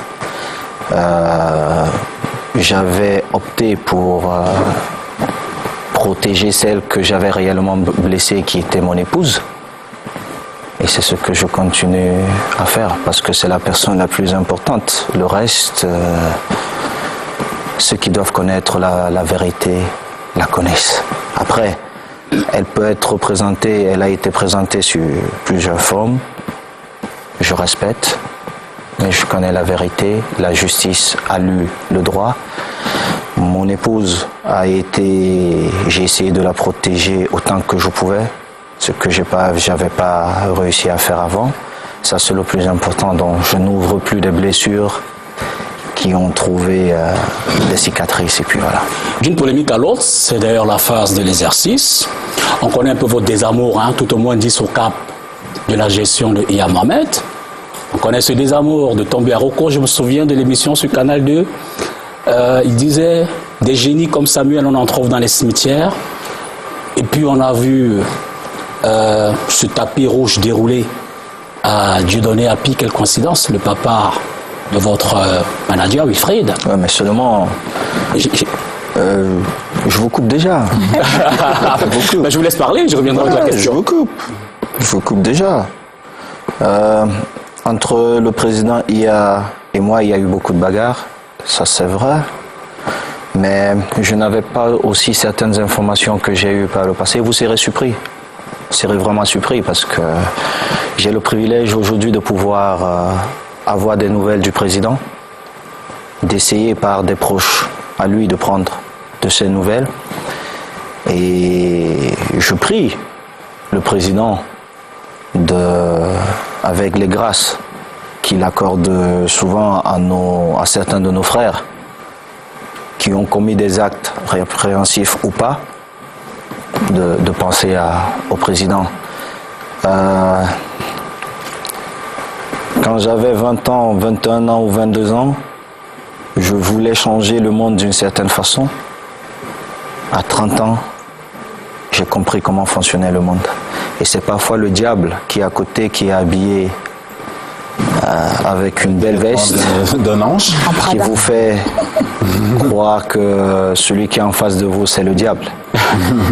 Et le président a essayé d'apporter tout ce qu'il pouvait apporter dans le football. Il y a eu beaucoup de bonnes choses, il y a des choses moins bonnes.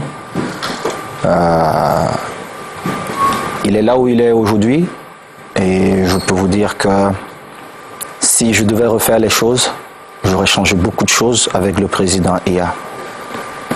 Le président Tombi, la vie a voulu qu'il devienne le beau-père de mon petit frère David. Il sait que je ne partage pas sa gestion. On a eu un échange il n'y a pas très longtemps. Malheureusement, en voulant faire des screenshots qu'il voulait envoyer à quelqu'un, il me les a renvoyés. Mais il sait au fond de lui que j'ai été franc avec lui.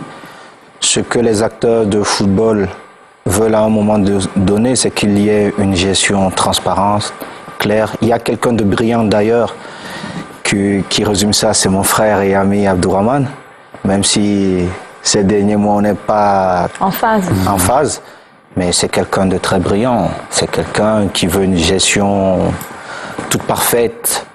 Mais est-ce que tous les problèmes doivent se résoudre d'une certaine façon? Ça, c'est autre chose, mais c'est quelqu'un de brillant. Donc même si je ne suis pas d'accord ces derniers mois avec mon frère et ami, et on s'est vu hier, c'est quelqu'un qui reste brillant. Et je vais toujours le reconnaître parce qu'il est brillant, il est honnête, et il veut le meilleur pour notre football, pour notre pays. Et en parlant du père Api, nous devons avoir des Camerounais comme ça. C'est un modèle. La fédération, si elle existe aujourd'hui même là, Après toutes ces personnes, il y a une gestion qui était inexistante. Il est arrivé, elle est là. Il y a plusieurs choses qui ne fonctionnaient pas dans cette fédération. Seydou bénéficie de ça aujourd'hui. Et il est bien qu'on reconnaisse ceux qui font bien. Dans notre pays, très souvent, ceux qui font bien sont haïs, sont détestés. On veut dire parce que quoi? Parce que certaines personnes qui ont leurs intérêts, quand nous sommes brouillons, veulent que tous les autres soient médiocres. Moi, je refuse d'être médiocre. J'ai été pas un bon joueur, pas un excellent joueur, un grand joueur.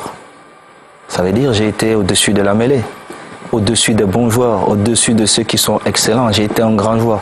Et la famille des grands joueurs, nous ne sommes pas nombreux. Ce n'est pas moi qui le dis. Moi, je vous le dis peut-être, ça paraît prétentieux, mais tous, ils le reconnaissent. Même mes plus farouches ennemis, ils disent « Ah, on peut reprocher beaucoup de choses à ce petit-là, mais il est unique. » Ça, c'est vrai. Alors, je dis, il faut reconnaître cela. C'est aussi une forme de respect. Et Papa Happy, même si je travaille avec Wilfried, qui fait un travail excellent, Papa Happy a fait du bon boulot à la fédération. Nous devons lui reconnaître ça. Donc une partie de la CAN même, que pour certains souhaitaient peut-être qu'on l'appelle. Je ne comprends pas comment vous pouvez aimer votre pays et vous souhaitez qu'un événement que les autres organisent et nous nous pressons de prendre nos tickets et d'aller verser l'argent parce que vous avez les hôtels à payer, vous devez manger, il y a beaucoup de choses, vous devez sortir, partager des repas dans le restaurant. Si des gens peuvent aussi venir visiter notre Cameroun et que nous les amenons visiter la vallée du Pépenoun, nous les amenons visiter le mont Cameroun, c'est l'argent qui reste. C'est une bonne chose. C'est l'argent qui reste aussi. Et quelqu'un qui a participé activement, au-delà des fonctions qui étaient, c'est Papa Happy. Moi j'étais là, j'ai vu ça. Donc vous donnez partiellement raison à ceux qui disent Eto'o finalement, et vous le reconnaissez, votre volonté d'apporter au football avec votre expérience. Donc Eto'o finalement faiseur d'erreurs. Papa Happy qui est également l'avocat de M. Kadi, KSA, Wilfried le fils, l'écurie Utopia, dont on sait que les joueurs quand même sont assez présents en équipe nationale. Finalement Eto'o il fait nommer les présidents de fédération, je fait sélectionner les joueurs sérieux, et il est très proche des entraîneurs. Je vous connais journaliste donc sérieux, une grande part de responsabilité dans ce sérieux. Je vais vous expliquer en vous posant une question, M. Dipita. Donnez-moi le nom d'un seul joueur qui appartient à l'écurie Utopia qui est à l'équipe nationale. Je reviendrai peut-être tout à l'heure, mais on parlera. Avançons. Donnez-moi le nom d'un seul joueur qui est à l'équipe nationale, qui a participé à la dernière CAN, qui appartient à l'écurie Utopia. On va pas. Écoutez, il n'y en a pas. On va pas changer de rôle. La question. C'est faux. On va pas changer de rôle. Non. Voilà. Mais en fait, vous savez, moi. Je me dis, vous apportez les réponses aux questions qu'on vous pose. J'apporte les réponses aux questions qu'on nous pose. Oui. Mais vous êtes beaucoup plus important que moi. Parce que vous passez l'information à ceux qui décident, ceux qui nous regardent. Non. L'écurie Utopia n'a eu aucun joueur sélectionné lors de la dernière CAN. Aucun. On a dit, Samuel a fait convoquer un tel. Certains de mes enfants ne m'adressent plus la parole parce qu'ils disent, ah, mais mon papa pouvait faire qu'on me sélectionne. Mais si je voulais qu'on sélectionne tous mes enfants, Olinga est mon premier fils. Et c'est un brillant footballeur. Mais c'est mon opinion. Le sélectionneur, et il faut qu'on apprenne ça. On donne un contrat à quelqu'un. Si vous avez pris les rétrocommissions, monsieur, prenez votre argent et cassez. Laissez faire son travail. Parce qu'il va assumer après. C'est ce que j'ai appris. Un sélectionneur, il est payé pour faire son boulot. Il doit faire son boulot en âme et conscience. S'il demande un conseil à quelqu'un, ben vous apportez votre conseil et il juge. Point final. Des amis m'ont appelé, mes enfants m'ont appelé, papa, il faut aider un tel ou un tel. Aujourd'hui, ils sont fâchés parce que je ne l'ai pas fait. Mais écoutez, je suis content parce que je ne rentre pas dans ça. Je préfère mourir comme un homme. Je regarde les gens en face et je vous dis, je ne suis pas d'accord. Je ne fais pas comme les autres. Je vous ai dit, j'ai attendu 17 ans avant de demander à mon grand frère de prendre place et qu'on discute comme homme. Je lui ai dit en privé ce que je pensais. Je lui ai dit, ça, tu as mal fait. Ça. Point. Aujourd'hui, le jour où je vois mon grand frère, si je le rencontre, je vais le saluer. Mais je ne suis pas dans les trucs de camerounaiserie où il faut dribbler pour arriver. Non, je n'ai pas dribblé pour arriver. J'ai eu ce talent et je pense que c'est ce qui fera avancer notre Afrique et surtout notre Cameroun. Parce que nous avons des gens brillants, mais vous retrouvez même parfois les journalistes. Monsieur Dipita, vous voyez, tout le monde aujourd'hui est journaliste. Mais il y a certains qui sont très médiocres, qui disent du n'importe quoi. Mais si je réagis, je vais dire, mais les journalistes au Cameroun. Mais pourtant, je vous dis, quand je voyage, d'autres journalistes qui me disent, mais Samuel, vous avez un gars là-bas, ah, tu n'es pas encore passé à son émission. Mais je ne vous ai jamais invité à prendre un UCB Pamplemousse. Okay. Donc on ne va pas dire que... Non, c'est la boisson de la maison. Donc, on ne dira pas que je vous ai corrompu ou quoi que ce soit. Mais je vous dis, d'autres journalistes qui ne sont pas des Camerounais, ils ont un grand... Et moi, c'est ma fierté. Je dis, ah, donc quelque part, nous avons des hommes qui sont brillants. Et c'est ce que j'essaie de mettre en avant. Si un jour, mon petit frère David, c'est un très très bon footballeur. Il a fait la carrière comme ça. Mais je pouvais intervenir. Et à l'époque, j'étais plus fort. J'aurais pu. Mais il sait. Il peut m'en vouloir. Il sait. C'est sa vie, c'est sa carrière. Il se débrouille avec son talent.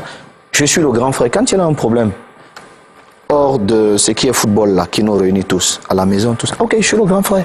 Tu as besoin de quoi? D'argent? De quoi pour ton projet? Ok, je vais faire. Mais je ne veux pas appeler un sélectionneur pour lui dire convoquer mon grand frère. Ou mon petit frère, jamais.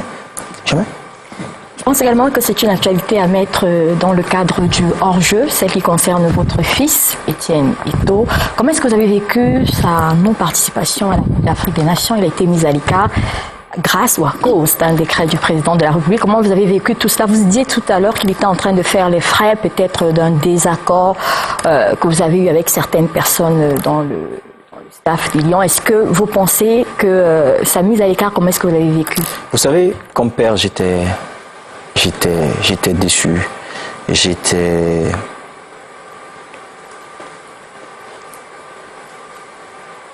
J'avais envie de crier très fort. Mais ça, c'est le ressentiment d'un père qui veut protéger son fils. Mais comme Étienne, il y avait 4 autres enfants. La question qu'il fallait se poser, ces enfants peuvent devenir les prochains Kylian. Ces enfants peuvent devenir, pour vous prendre un exemple qui est là, Matip. Ça veut dire ne pas prendre la nationalité camerounaise, choisir autre chose. Ils peuvent refuser de jouer pour l'équipe nationale. On peut revoir le décret alors? Vous trouvez que c'est un décret injuste? Non. Les décrets sont là. Les hommes sont là pour l'appliquer. Alors, dites-moi, il y a un championnat de football jeune? Il n'est pas très... Non, il n'existe pas. Pas du tout. Ne me dites pas, il n'est pas. Il faut se dire des vérités. Il n'existe pas. Il n'existe pas. Il n'existe pas. Alors si vous étiez Libi Thomas, vous aurez... Laissez-moi terminer. Le coach Libi est rentré décret. dans un problème qui n'était pas le sien. Et c'est un aîné que je respecte beaucoup et que j'admire parce que c'est un futur sélectionneur de l'équipe nationale, parce qu'il est très très fort. Mais il est rentré dans un débat qui n'était pas le sien. Vu que le football jeune n'existe pas, quand vous venez avec le décret du chef de l'État, ayez aussi le courage d'écrire au chef de l'État, vous lui dites, le football jeune n'existe pas, Excellence. On a un décret, mais on ne peut pas l'appliquer parce que ce football n'existe pas. C'est aussi simple. Le président, vu qu'il vous pousse à faire ce que vous n'arrivez pas à faire, mais vous voulez appliquer ces décrets, il va encore écrire pour dire que bon, vu que vous n'avez pas fait ce que vous devez faire, alors je vais peut-être revoir ce... C'est simple. C'est simple. Vous n'utilisez pas le décret du président parce qu'on ne peut pas le critiquer ou venir pour dire que non, on ne doit pas prendre... Ce sont des Camerounais. Ils sont Camerounais. Ces enfants, ce sont des Camerounais. Et moi, je dis... Mais moi, je savais que c'était dirigé à moi. Les autres quatre enfants ont payé les frais parce que mon fils, c'est le fils de Samuel Eto'o. Mais ça, c'est pas grave.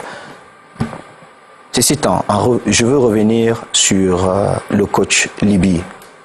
On a été champion d'Afrique avec une équipe, avec des gamins incroyables. Certains ont été convoqués à l'équipe nationale à 16 ans. Moi, j'ai commencé à l'équipe nationale, j'avais 16 ans. Je ne jouais pas, on me faisait porter les sacs, les ballons. Qui savait que je devais devenir ce que je suis devenu? Mais j'ai commencé à apprendre en faisant tout ça. Ces enfants sont arrivés à l'équipe nationale. Certains journalistes disent, parce que ces enfants sont du groupe Utopia, parce que ces enfants sont, c'est pourquoi ils sont à l'équipe nationale. Mais je vais vous dire, Steve, la FIFA, la grande FIFA là, les plus grandes promesses du football de demain, Steve, vous voyez les Camerounais. Alors, comment voulez-vous préparer des compétitions que nous aurons dans 2 ans sans compter sur des enfants? Pensez-vous que vous allez prendre cet enfant dans 2 ans et lui dire « Prends tes responsabilités », ça ne se fait pas comme ça. Moi, j'ai eu la chance, je suis arrivé jeune, j'avais très envie de jouer. Je me demandais, mais pourquoi ces sélectionneurs, pourquoi Claude Leroy ne me met pas? Pourquoi tel ne me met pas? Mais il savait pourquoi il le faisait. Pourquoi? Parce que j'apprenais aux côtés de ces aînés. Je prenais mon expérience, je voyais comment ça se passe. Et le jour où ils m'ont lancé, c'est comme si je jouais depuis. Pourquoi? Parce que j'étais déjà là et je vivais déjà ça. Il y a beaucoup de joueurs qui arrivent à l'équipe nationale. Première sélection, Fadena. C'est difficile de jouer à Yaoundé. Vous ne vous rendez pas compte.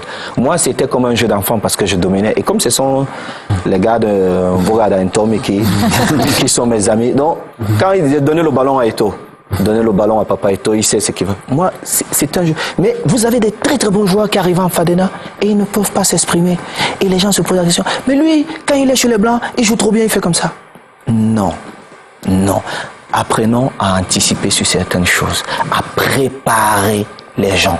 Mais Samuel Eto'o, de votre posture, c'est peut-être ce que vous pouvez suggérer, y compris au président que vous rencontrez. Mais j'ai toujours suggéré. Donc, mais vous savez, avant d'arriver chez le président, vous écrivez à la Fédération camerounaise, copie au ministre, copie au SGPR, copie au DCC, comme ça, suite. C'est comme ça que ça arrive. Vous n'arrivez pas devant le président et vous dites, monsieur le président, il y a ça. Est-ce que vous l'avez fait donc? J'ai plusieurs fois fait ce que je suis en train de vous dire. Décret justement, j'ai plusieurs fois. Vous savez, va perdre dans les années à venir au Cameroun. Pas une fois, pas 2 fois. On m'a dit, Samuel, présente-nous un projet sur ceci, sur cela, jusqu'au moindre détail. Ce que je pense, comment je vois. Je ne vous dis pas que j'ai fortement raison, mais j'apporte ce que j'ai vu ailleurs et j'essaie de l'adapter à notre environnement. Parce qu'il y a un problème. Il y a un problème de moyens. Le problème, ce n'est pas qu'on n'ait pas écouté. On est écouté quand ça intéresse certaines personnes. C'est ça. Le problème, c'est que la responsabilité individuelle nous pénalise tous. Il y a certaines personnes qui sont parfois nommées pour faire un problème. Mais ils attendent encore que c'est le président qui vienne faire votre place. Le boulot à leur place. Quand ça n'arrive pas, on regarde qui? On va regarder le président. Mais pourtant, il nous permet de faire certaines choses. Vous avez l'entre-gens qu'il faut, Samuel Eto'o. N'empêche, Samuel. C'est ce que vous vous dites. Mais écoute, je suis pourtant là en train de vous dire, j'essaye et je n'arrête pas. N'empêche qu'on vous reconnaît une proximité avec le président de la République. Je veux dire qu'en dehors de Yaoundé, le président vous reçoit souvent exceptionnellement. C'est à se demander, finalement, quelles sont les relations que vous entretenez? Vous êtes l'homme qui parle à l'oreille du président s'agissant des affaires du football? Je suis un fils du Cameroun et j'ai eu parfois l'occasion de rencontrer le président. Mais c'est un privilège de rencontrer le président. D'où je viens, c'est un privilège. Mais je ne prends pas les affaires du football fortement pour aller dire au président, monsieur le président, il y a ça, il y a ça, il y a ça. Non, ce n'est pas au président.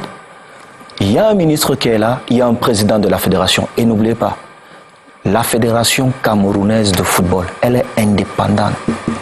Vous avez le sentiment que c'est cette relation informelle qui crée souvent aussi des la fédération des camerounaise de football est indépendante. Le ministère des Sports, ils ont un deal avec la fédération où ils doivent apporter leur avis sur la nomination du sélectionneur de l'équipe A. Donc quand vous sortez de ça, ça veut dire qu'il y a l'ingérence. Mais parfois, pour des questions d'intérêt égoïste, on sort et puis on ne sait plus qui fait quoi, qui ne fait pas quoi. La fédération camerounaise, et il est temps, le président, il y a un président qui était là, qui est là, qui a été nommé, il faut qu'il prenne ses responsabilités. Il faut qu'il prenne ses responsabilités. La Coupe d'Afrique Algérie, c'est pas loin, surtout la Coupe d'Afrique, la dernière Coupe d'Afrique avec tout ce qui s'est dit autour, tous les scandales, l'affaire Bomal, dont on a vu des messages sur la toile, à côté l'histoire Zambo Anguissa.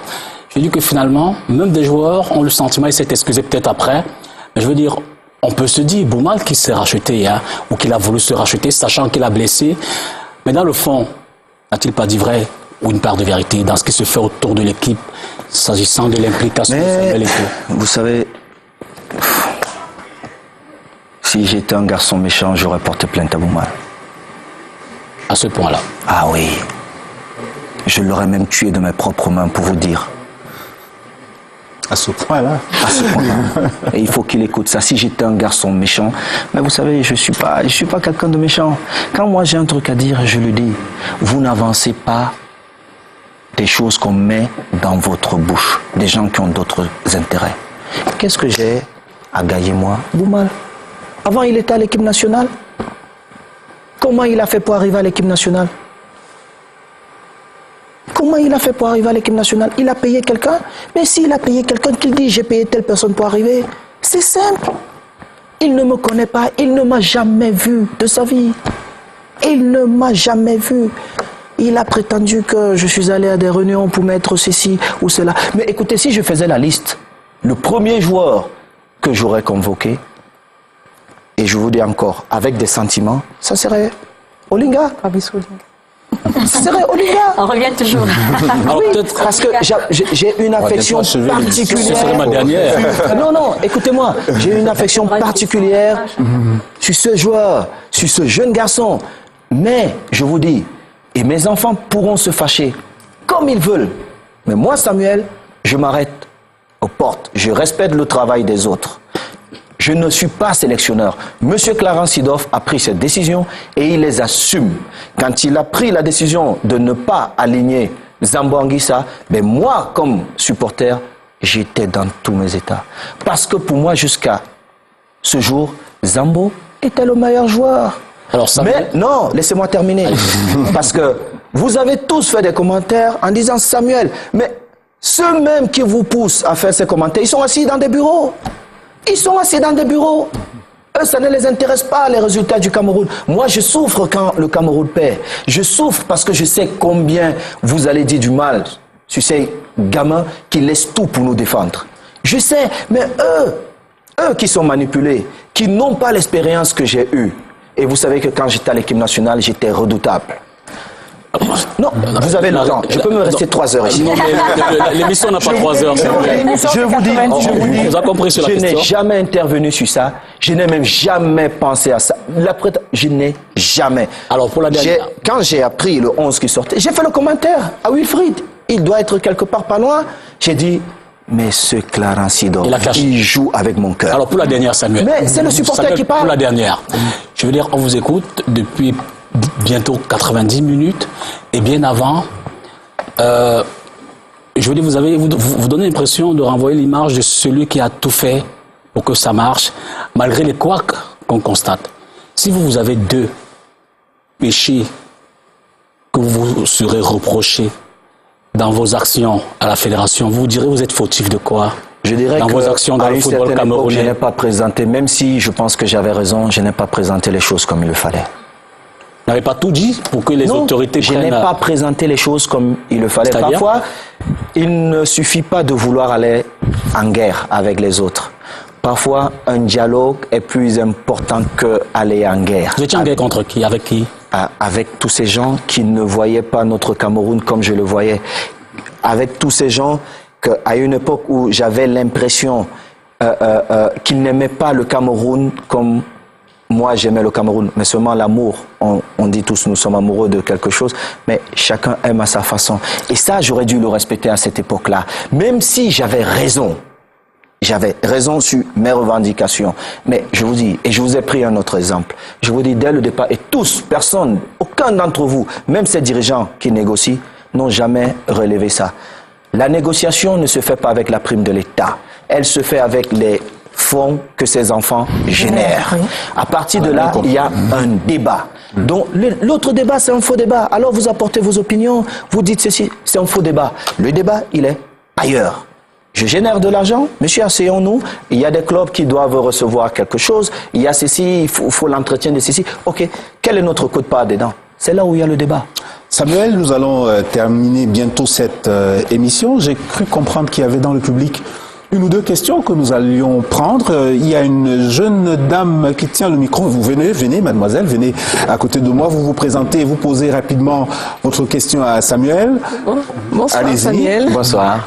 Moi c'est Armel Santana. Et alors, c'est un honneur pour moi de poser une question à une légende comme vous, surtout que je suis une très grande fan. Donc alors, nous remarquons que sur le plateau, il y a la plupart des grandes chaînes de télévision camerounaises. Alors ma question est de savoir pourquoi Equinox Télévision n'est pas représenté ce soir sur le plateau. Mais écoutez, moi, mes équipes ont contacté toutes ces chaînes. Ce que j'ai cru comprendre, c'est que l'emploi du temps des gens à Equinox n'allait pas avec le nôtre. Et je pense que c'est pourquoi Equinox n'est pas là. Mais j'aurais souhaité que Equinox soit là. D'autant plus que j'entretiens une relation plus ou moins étroite avec mon grand frère. C'est vrai. Il ne vous boude pas? Pardon? C'est pas une bouderie, non? Vous savez, alors j'irai me mettre à genoux et dire au grand frère qu'il me parle. Vous savez, peut-être j'ai posé un acte qui n'a pas plu à mon aîné, mais c'est la famille, parce que c'est grâce à lui que je suis devenu ce que je suis devenu. Donc, j'irai le voir. Merci Samuel Eto'o. Nous allons bientôt donc mettre un terme à cette émission, 90 minutes au cours desquelles vous avez abordé tous les sujets, je crois, cher Une pour le président, sa conclusion. Oui. Issa Hayatou, Seydou Mbombo Dioyar, si dans la conclusion il peut en dire un mot, ce serait pas mal. Oh, vous savez, le président Issa Hayatou a énormément contribué au rayonnement du football africain. Beaucoup. Et au fin patricide. Et les gens ont dit, ah, mais Samuel n'a pas soutenu le président après 28 ans. Mais écoutez, parfois il faut dire des choses dures à son père. C'est aussi ça, montrer à son père qu'on a grandi. Ce n'est pas forcément de dire à son papa, je t'aime comme mes aînés font, alors qu'au fond, dès que le papa tournait le dos, il torpille le papa. Non, le président Issa Hayatou a fait du football africain ce que le football africain est aujourd'hui. Et comme je l'ai conseillé au président Ahmad, je lui ai dit, en discutant une fois, il m'a sorti une phrase qui m'a bouleversé, parce que je voyais cet amour du président vis-à-vis de son aîné. Je lui ai dit, alors président, allons-y, célébrons le président tant qu'il est vivant. N'attendons pas qu'il soit mort pour dire célébrons le président. Mais c'est lui le président. Donc on vous dit beaucoup de choses. Et pour Seydou, je vous ai dit, tous les candidats sont venus me voir, et certains jusqu'à Konya en Turquie. Ils ne peuvent pas dire le contraire. Tous.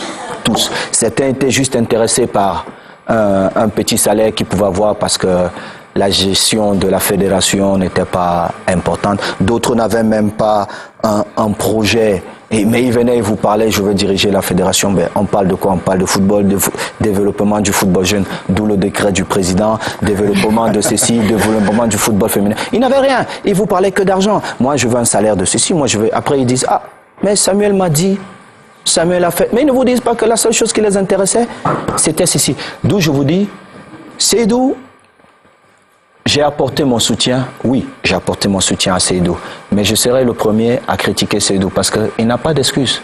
Seydou n'a pas d'excuse. Il faut qu'il porte son costume de président et qu'il défende la Fédération camerounaise de football. Ça veut dire quoi? La fédération est autonome, il doit être ce président-là. On ne peut pas jouer un championnat, il n'est pas fini, on commence un autre. On ne peut pas commencer un championnat, ne pas jouer la finale de la Coupe du Cameroun. Nous avons des équipes qui doivent faire des compétitions internationales alors qu'on n'a même pas encore eu des vainqueurs. C'est pas possible. Dans un pays comme le Cameroun, le plus grand pays, je me demande parfois comment eux-mêmes ils voient notre pays. Est-ce qu'ils aiment vraiment notre pays? Parce que quand tu aimes vraiment le Cameroun, il y a certaines choses que tu ne peux pas laisser passer. Mais moi, je vais mourir parce que je ne serai pas d'accord avec certains aînés qui ont été mes idoles. Hein. Mais je ne serai pas d'accord. Comme le général Semengue. Non. Mon père Semengue, je n'ai rien contre lui. Je n'ai jamais eu de problème. Attention, Dipita. On peut parler pendant 3 heures. Je n'ai jamais eu de problème avec le général. Il m'a sollicité pour créer une coupe plus possible d'avoir des questions à mon honneur. Chers confrères. Et le général, il sera toujours mon papa. J'entre pas maintenant dans le conflit fédération, la ligue qu'il préside ou qu'il présidait. J'entre pas. Je resterai toujours le fils du général parce qu'à une époque où j'étais au milieu d'un tourbillon, le général m'a dit: ah, mon fils, tu es le plus grand footballeur africain, tu es camerounais, je vais organiser ça. Après, ça ne s'est pas fait. Mais il a eu la volonté de le faire. Donc, si moi j'avais un intérêt pour dire quoi que ce soit, j'allais dire non, on ne fait pas. Parce que c'est si. Merci Samuel, merci chers confrères et consoeurs d'être venus partager 90 minutes avec nous ici. Samuel a tout dit, peut-être qu'il y a des sujets que vous auriez encore aimé avoir, c'est sûr d'ailleurs qu'il y a ces sujets-là, mais 90 minutes, je crois que c'était suffisant pour que Samuel nous explique et surtout nous dise ce qui nous attend et l'attend dans des jours à venir. Mesdames, Messieurs, merci de nous avoir accordez votre temps aujourd'hui. Merci à tous les téléspectateurs sur les différentes chaînes sur lesquelles vous avez pu nous regarder. Bonsoir et peut-être à bientôt pour une autre émission de ce genre.